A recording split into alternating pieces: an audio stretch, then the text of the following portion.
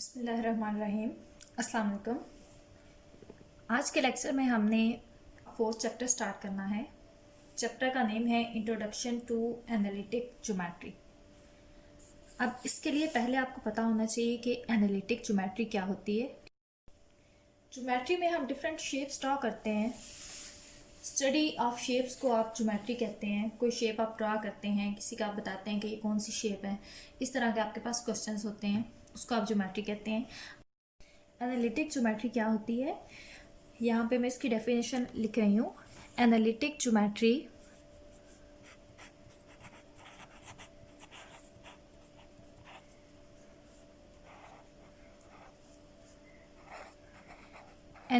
Geometry is also called coordinate geometry.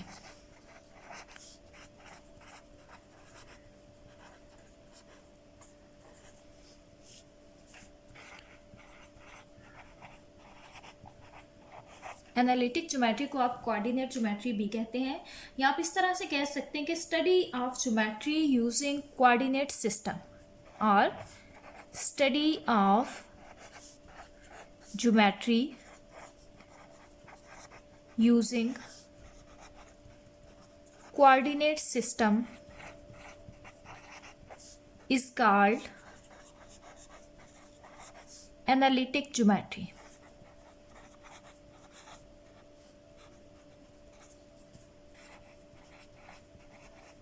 ये use कहाँ पे होती है? ये आपके पास फिजिक्स में भी यूज़ होती है, इंजीनियरिंग में भी यूज़ होती है, एविएशन में यूज़ होती है, स्पेस साइंस में यूज़ होती है। ठीक है, डिफरेंट मॉडर्न फील्ड्स में ये यूज़ हो रही है। आप क्या करते हैं, इसके लिए कोऑर्डिनेट सिस्टम यूज़ करते हैं एनालिटिक ज्योमेट्री को सॉल्व करने के लिए। अब एनालिटिक ज्योमेट्री की जैसे कि आपने डेफिनेशन देखी है कि analytic geometry is the study of geometry using coordinate system, तो इसके लिए पहले आपको पता होना चाहिए कि कोऑर्डिनेट सिस्टम होता क्या है। ठीक है, तो यहाँ पे मैं कोऑर्डिनेट सिस्टम की आपको डेफिनेशन बता रही हूँ। कोऑर्डिनेट सिस्टम, अब कोऑर्डिनेट सिस्टम क्या होता है कि टू म्यूचुअली परपेंडिकुलर लाइंस एक कोऑर्डिनेट सिस्टम बनाती हैं। ये एक्स है, ex prime, y and y prime. अब ये आपके पास x एक्सिस है, ये आपके पास y एक्सिस है, ये आपके पास ओरिजिन है। अब ये x प्राइम और y प्राइम को आप कहते हैं कोऑर्डिनेट एक्सिस। ठीक है, x prime and y prime are called coordinate axis. इनको हम कहते हैं कोऑर्डिनेट एक्सिस। दोनों लाइंस एक्स प्राइम और वाई प्राइम एक दूसरे के परपेंडिकुलर हैं और ये एक कोऑर्डिनेट सिस्टम बनाते हैं। कोऑर्डिनेट सिस्टम, अब कार्टेशियन कोऑर्डिनेट सिस्टम में क्या होता है कि ये हमारे पास कोऑर्डिनेट एक्सिस यही होते हैं, एक्स प्राइम और वाई प्राइम। हमारे पास यहाँ पे एक्स प्राइम है और ये वाई प्राइम है। कार्टेशियन कोऑर्डिनेट सिस्टम में क्या होता है कि हमें एक्स और वाई की ऑर्डर पेयर की फॉर्म में वैल्यू गिवन होती है। ठीक है, जैसे हमें गिवन है 2 और 3। ठीक है, यहाँ पे हम पॉइंट्स लगाते हैं, यहाँ पे 1 2 3 4 अप टू ये इन्फिनिटी तक है। यहाँ पे हमारे पास एक्स की नेगेटिव वैल्यूज होती हैं, -2 -3 अप टू ये भी इन्फिनिटी तक है, माइनस इन्फिनिटी तक है, ये प्लस इन्फिनिटी तक है। इसी तरह से y की डिफरेंट वैल्यूज होती हैं 1 2 3 4 up to infinity, infinite values हैं। इसी तरह से नेगेटिव वैल्यूज भी इनफाइनाइट हैं। अब ऑर्डर पेयर की फॉर्म में ये क्या है कि 2 और 3 हमें गिवन है। ठीक है, इसका मतलब है कि 2 हमारे पास x की वैल्यू है और 3 हमारे पास y की वैल्यू है। तो हम क्या करते हैं कि यहाँ पे 3 ये है और 2 ये है, 3 और 2 के करस्पॉन्डिंग एक पॉइंट लगा लेते हैं। ठीक है, ये आपके पास यहाँ पे ये 3 के करस्पॉन्डिंग और ये 2 के करस्पॉन्डिंग। ठीक है, इसको हम कहते हैं कार्टेशियन कोऑर्डिनेट सिस्टम, जिसमें आप ऑर्डर पेयर की फॉर्म में वैल्यूज को रिप्रेजेंट करते हैं। ये आपके पास होता है Cartesian coordinate system. Coordinate axis किसी भी प्लेन को 4 हिस्सों में डिवाइड करते हैं, 4 क्वाड्रेंट्स में डिवाइड करते हैं। ये हमारे पास फर्स्ट क्वाड्रेंट होता है, ये सेकंड क्वाड्रेंट है, ये थर्ड क्वाड्रेंट है और ये है फोर्थ क्वाड्रेंट, यहाँ पे y और यहाँ पे y प्राइम, ये हमारे पास 4 क्वाड्रेंट्स होते हैं। अब इन चारों क्वाड्रेंट्स में वैल्यूज़ डिफरेंट होती हैं।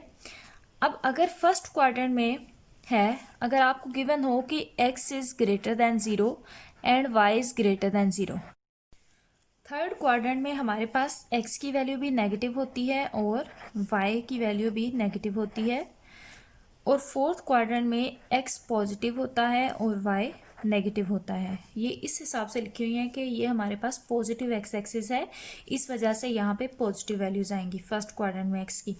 y यहाँ पे क्या है, पॉजिटिव वैल्यूज़ हैं y की यहाँ पे, इसलिए y पॉजिटिव, और यहाँ पे x नेगेटिव होता है, x की नेगेटिव वैल्यूज़ हैं इस साइड पे और y की पॉजिटिव वैल्यूज़ हैं। तो इस हिसाब से ये चारों क्वाड्रेंट्स, ये क्वाड्रेंट्स का कॉन्सेप्ट आपके पास फर्स्ट क्वेश्चन में यूज़ हो रहा है। फर्स्ट क्वेश्चन है 4.1 का, describe the location in the plane of the points for which different, आगे उसके पार्ट्स गिवन है, तो इससे रिलेटेड वही क्वेश्चन है, हम वो क्वेश्चन कर लेते हैं। एक्सरसाइज 4.1, आपको क्वेश्चन गिवन है x is greater then 0। First question है x इज ग्रेटर देन 0। अब x ग्रेटर देन 0 का क्या मतलब है कि x की पॉजिटिव वैल्यूज़ 0 से अगर ग्रेटर हैं तो पॉजिटिव वैल्यूज़ होंगी। अब पॉजिटिव वैल्यूज़ कहाँ पे होती हैं, ये यहाँ पे हमारे पास इस सारे राइट हाफ प्लेन में आपके पास x की पॉजिटिव वैल्यूज़ होती हैं, तो इसलिए x ग्रेटर देन 0 का क्या मतलब है कि द राइट हाफ प्लेन। सिर्फ आपने इतना बताना है कि पॉइंट की पोजीशन क्या होगी, द राइट हाफ प्लेन। अब नेक्स्ट इसी तरह से सेकंड क्वेश्चन है x greater than 0 and y greater than 0। अब x greater than 0, y greater than 0 है, इसका मतलब है क्या है, फर्स्ट क्वाड्रेंट, तो आपने जस्ट लिख देना है फर्स्ट क्वाड्रेंट। नेक्स्ट आपके पास इस क्वेश्चन का थर्ड पार्ट है, x इक्वल टू 0। अब x इक्वल टू 0 का क्या मतलब है, y एक्सिस, ठीक है। x कहाँ पे 0 होता है, x y एक्सिस पे 0 होता है, आपके पास x 0 होता है और x एक्सिस पे आपके पास y की वैल्यू 0 होती है।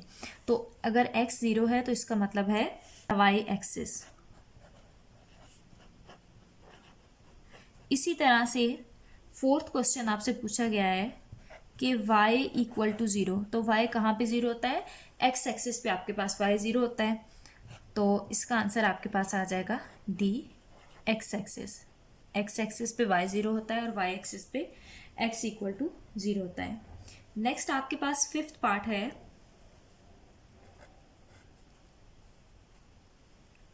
x is less than 0 and y is greater और इक्वल टू 0। अब x less than 0, x less than 0 कहाँ पे है, सेकंड क्वाड्रेंट में। y greater or equal to 0, तो ग्रेटर आर इक्वल टू 0 है, तो इसका मतलब है कि ये भी कहाँ पे लाई कर रहा है, सेकंड क्वाड्रेंट में, तो इसका आंसर आपके पास आ जाएगा D, second quadrant. Equal to हो या ग्रेटर हो तो ये सेकंड क्वाड्रेंट में ही लाई करेगा। नेक्स्ट क्वेश्चन है x equal to y। Question number 6 है x equal to y, means x और y की वैल्यूज क्या है, इक्वल है। अब अगर x की वैल्यू y की इक्वल है, ठीक है, अब यहाँ पे मैं आपको समझा रही हूँ कि ये किस तरह से इसका आंसर आएगा। ये आपके पास है प्लेन है, ठीक है, कार्टेशियन कोऑर्डिनेट सिस्टम है, x इक्वल टू y, तो अगर x की वैल्यू 1 है y की भी 1 होगी, अगर x की वैल्यू 2 है y की भी वैल्यू 2 होगी, अगर x की वैल्यू 3 है तो y की भी वैल्यू 3 होगी। हम इस तरह से लिखते हैं 1 2 3 1 2 3, यहाँ पे हम इनकी वैल्यूज़ लिख रहे हैं, पॉइंट्स ये आ जाएगा -1 -2 -3। अब x इक्वल टू वाई है, मीन्स दोनों की वैल्यू क्या है, 1 1, यहाँ पे एक पॉइंट आ गया, नेक्स्ट ये है x की वैल्यू भी 2 है, y की वैल्यू भी 2 है, तो इसके कॉरस्पॉन्डिंग ये पॉइंट आ गया। नेक्स्ट x की वैल्यू भी 3 है और y की वैल्यू भी 3 है, तो ये आपके पास पॉइंट आ गया। ठीक है, अब ये तो था पॉजिटिव वैल्यू के लिए। अब x और y की नेगेटिव वैल्यू भी तो हो सकती है कि अगर x -1 है तो y भी -1 होगा, अगर x -2 है तो y भी -2 होगा, अगर x -3 है तो y भी -3। ठीक है, ये इनके कॉरस्पॉन्डिंग मैंने पॉइंट्स ड्रा किए हैं। तो हम क्या करते हैं, इन सब पॉइंट्स को मिला देते हैं, ये आपके पास एक स्ट्रेट लाइन बन जाती है। मतलब है first and third quadrant points आपके पास क्या होंगे, पॉइंट्स इन फर्स्ट एंड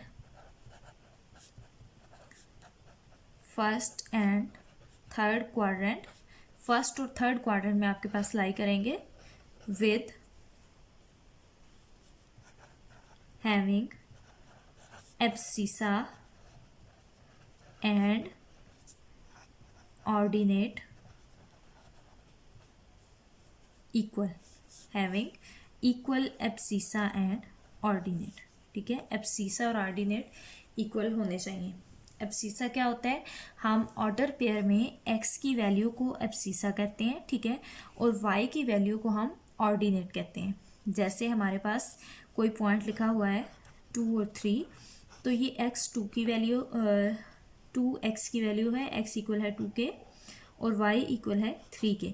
तो यहाँ पे हम x की वैल्यू को कहेंगे एब्सिसा और y की वैल्यू को हम कहते हैं ऑर्डिनेट। ये आपके पास है 6 क्वेश्चन का सॉल्यूशन। नेक्स्ट क्वेश्चन नंबर 7 है mod of x equal to mod of y। अब मॉड का क्या मतलब होता है, मॉड का मतलब होता है कि पॉजिटिव वैल्यू भी और नेगेटिव वैल्यू भी। तो +-x इक्वल्स टू +-y। अब ये किसके इक्वल आता है, ये हमारे पास इक्वल आता है या तो x y के इक्वल होता है या x इक्वल होता है -y के। ठीक है, x इक्वल्स टू y और x इक्वल्स टू -y। आप इस तरह से भी कह सकते हैं कि y इक्वल टू -x, क्योंकि देखिए दो पॉजिटिव हैं। अगर हम लिखें, ये किस तरह से हमने लिखे है कि अगर +x इक्वल्स टू +y, एक तो ये हमारे पास कंडीशन बन गई, दूसरी बन गई -x इक्वल्स टू -y। अब तीसरी क्या बन गई, -x इक्वल टू y और x इक्वल टू -y। ये चार कंडीशंस हमारे पास इस तरह से बन सकती हैं, हम इस तरह से इनको लिख सकते हैं। अब देखें, अगर हमने दोनों पॉजिटिव साइन है तो वो तो हमने लिख लिया है x इक्वल टू वाई। अब इधर भी नेगेटिव साइन है, इधर भी नेगेटिव साइन है, तो हम क्या करते हैं कि हम जब क्वेश्चन सॉल्व करते हैं तो हम नेगेटिव साइन कैंसिल कर देते हैं। तो ये अगेन किसके इक्वल आ गया, x इक्वल्स टू वाई के। इसलिए हमने इन दोनों को कंबाइन लिख लिया इस तरह से। अब नेक्स्ट है -x इक्वल टू वाई। ठीक है, और x इक्वल टू -y, तो x इक्वल टू -y लिख लिए। अब अगर यहाँ से हम नेगेटिव साइन दूसरी साइड पे लेके जाएं तो x इक्वल टू -y के इक्वल आता है, इसलिए हमने इन दोनों को कंबाइन फॉर्म में इस तरह से करके लिख लिया। अब देखें इसका मतलब क्या है कि x equal to y, x equals to -y। अब x इक्वल टू वाई है, तो ये हमारे पास 6th पार्ट था, वो मैंने आपको समझाया किस तरह से x इक्वल टू वाई है और उसका आंसर क्या है। ठीक है, x इक्वल टू वाई का क्या मतलब है कि points in first and both the coordinate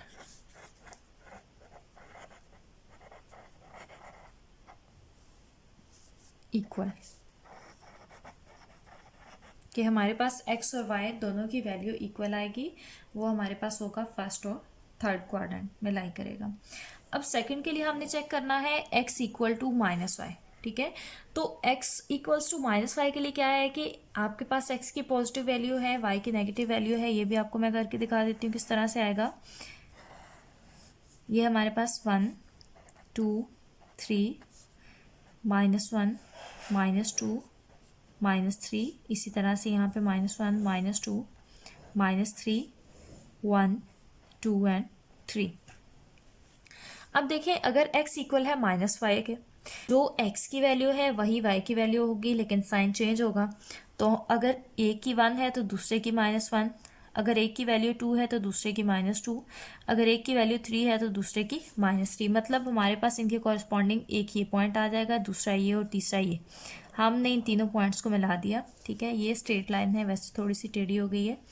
और यहाँ पे 1 के कॉरस्पॉन्डिंग -1, 2 के कॉरस्पॉन्डिंग -2 और 3 के कॉरस्पॉन्डिंग -3। तो इसी तरह से हम इस लाइन को भी मिला देंगे, ठीक है। ये आपके पास किस में आएगा, सेकंड में और फोर्थ क्वाड्रेंट में। तो इसका सॉल्यूशन हम क्या लिखेंगे, points in second and fourth quadrant having both coordinates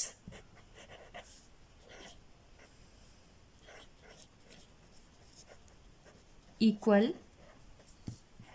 but opposite in direction। ये कोऑर्डिनेट एक्सिस इक्वल है लेकिन डायरेक्शन क्या है, अपोजिट है, कि अगर एक पॉजिटिव है तो दूसरा नेगेटिव है। नेक्स्ट क्वेश्चन है mod of x is greater or equal to 3। तो मॉड की क्या वैल्यू होती है, पॉजिटिव और नेगेटिव। X is greater or equal to 3। इसको हम कैसे लिख सकते हैं, ये तो हमारे पास इक्वल आ सकता है, x is greater equal to 3, और दूसरी हमारे पास इसकी वैल्यू आ सकती है -x is greater equal to 3, ठीक है। एक दफ़ा हमने पॉजिटिव साइन के साथ लिखा और दूसरी दफ़ा हमने नेगेटिव साइन के साथ लिखा। अब ये तो आ गया x is greater equal to 3। अब ये क्या है, -x इज ग्रेटर और इक्वल टू 3। लेकिन जब किसी वैल्यू के साथ नेगेटिव साइन आता है तो वो लेस हो जाती है, इसलिए हम इसको लिख सकते हैं कि x is less or equal to -3। अब इसका सॉल्यूशन आपके पास क्या बनेगा, x is greater or equal to 3 और x is less or equal to -3। तो आप इसको इस तरह से लिखेंगे, point on the x axis less than r equal to -3 और greater than r greater than or equal to 3। इसके लिए क्या आएगा, points on the x axis greater than or equal to 3। इसके लिए ग्रेटर इक्वल टू 3 और इसके लिए क्या आएगा, less or equal. Next question number 9 है, x is greater than 2 and y is equal to 2। अब इसके लिए हमारे पास x और y की क्या है, पॉजिटिव वैल्यूज। ये x की पॉजिटिव वैल्यूज हैं, ये y की पॉजिटिव वैल्यूज हैं। तो ये कहाँ पे लाई करेगा, फर्स्ट क्वाड्रेंट में, ठीक है। पहले आपने क्वाड्रेंट देखना है, तो आप इसका सॉल्यूशन क्या लिखोगे, पॉइंट्स कहाँ पे लाई करेंगे, points in first quadrant with abscissa greater than 2। x की वैल्यू को हम कहते हैं abscissa, with abscissa greater than 2 and ordinate 2। Ordinate क्या है, ऑर्डिनेट 2 के इक्वल है और एब्सिसा ग्रेटर देन 2 है। ये आपके पास क्वेश्चन नंबर 9 था। नेक्स्ट है क्वेश्चन नंबर 10। क्वेश्चन नंबर 10 आपको गिवन है, x and y have opposite science. तो ऑपोजिट साइंस के लिए हमने एक क्वेश्चन इससे पहले किया है, क्वेश्चन नंबर 7। अब ये है x इक्वल्स टू -y। इसका क्या मतलब है, x और y के क्या है, पॉजिटिव साइन है। ये x का और y का दोनों के पॉजिटिव साइन है। अगर y पॉजिटिव है तो x नेगेटिव है, अगर x पॉजिटिव है तो y नेगेटिव है। तो इसका सोल्यूशन हमने किया है कि points in second and fourth quadrant, same यही यहाँ पे भी हम सोल्यूशन लिखेंगे कि points in second and fourth quadrant. ये आपके पास फर्स्ट क्वेश्चन इसका कंप्लीट हो गया। ये हमने फर्स्ट क्वेश्चन कंप्लीट कर लिया। अगर आप स्मार्ट सिलेबस के लिहाज से देखें तो आपने फर्स्ट क्वेश्चन का 7 पार्ट करना है, 8 पार्ट करना है और 9 करना है। सिर्फ ये 3 पार्ट्स आपने करने हैं एग्जाम्स के लिए। स्मार्ट सिलेबस के लिहाज से सारे पार्ट्स आपको इसलिए बताए हैं, उनकी एक्सप्लेनेशन की है ताकि आपका ये कॉन्सेप्ट क्लियर हो जाए। इसके अलावा अगर आपको इनमें से किसी भी क्वेश्चन में कोई इशू है, किसी पॉइंट की समझ नहीं आ रही, तो आप पूछ सकते हैं कमेंट्स में।